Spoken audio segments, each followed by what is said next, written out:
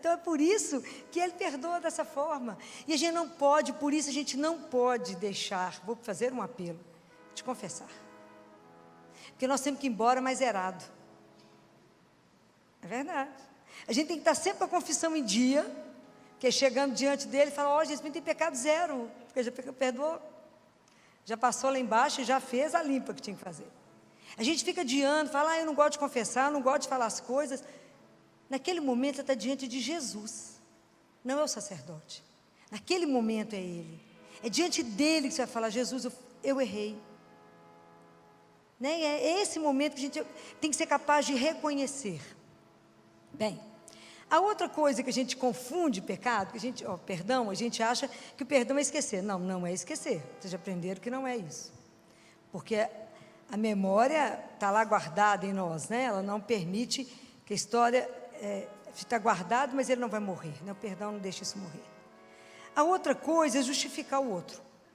Ah, coitado, ele fez isso comigo, sabe por quê? Ah, ele teve uma infância muito sofrida, ele passou por um trauma agora.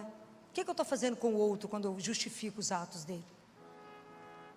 O que eu estou fazendo com o outro? Eu estou tirando do outro a responsabilidade pelo ato dele. Não posso fazer isso. Eu não posso negar o mal que chegou em mim. Eu não posso justificar o outro dessa forma, falando, não, coitado. Eu não posso negar a ofensa chegou, magoou, mexeu. Eu falo, não, deixa para lá. Não. Eu tiro do outro o compromisso e a responsabilidade que ele tem com o outro. Eu não posso fazer isso. Então, perdão também não é ignorar a falta do outro. Aquele fato aconteceu.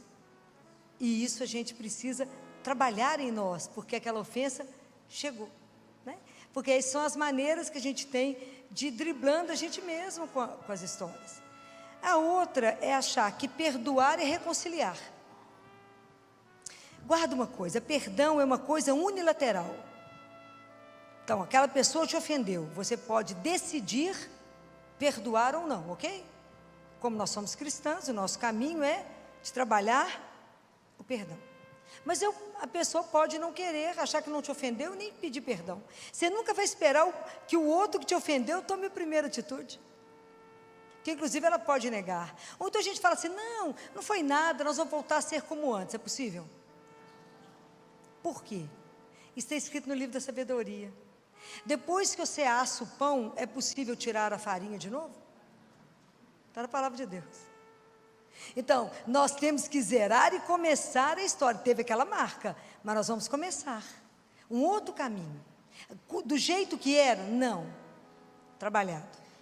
É assim que a gente perdoa a traição. Meu marido me traiu, mas eu nunca mais vou perdoar. É possível? É, mas tem um caminho. Porque, então, nós já vimos que perdão não é esquecimento, perdão não é desculpar, a desculpa que eu fico analisando a situação do outro, e perdão não é necessariamente reconciliação. Pode até ser que a gente volte a conversar, caminhar, mas eu perdoo o outro para tirar dele o peso de ser esmagado pela culpa, né? A gente não vai fazer isso.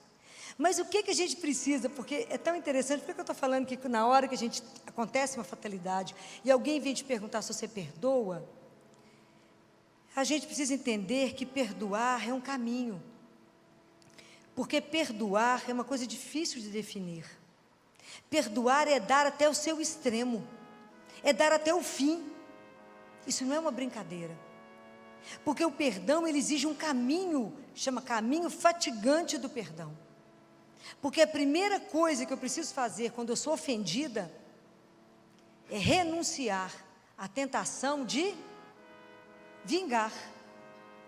Ah, mas eu vou fazer igualzinho. Você me traiu? Trai também. Não é a primeira coisa que você quer fazer? É a primeira.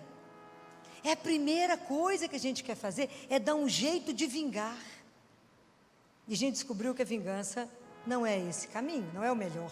Porque isso vai gerando uma espiral de agressividade que pode ter consequências impressionantes. Eu tinha uma funcionária de uma cidade do norte de Minas, que a cidade era tão violenta que eu brincava com ela que primeiro eles matavam, depois eles perguntavam o nome. Que a família dela inteira sofreu uma chacina. Ela foi para lá porque a família inteira, não sobrou ninguém, tinha sido morto. Por causa de começaram primeiro com uma ofensa e mataram todo mundo. Entrou lá e matou a família inteira. Sem perguntar quem é que foi que fez a ofensa, metralhou de ponta a ponta. E resolveu. É uma espiral.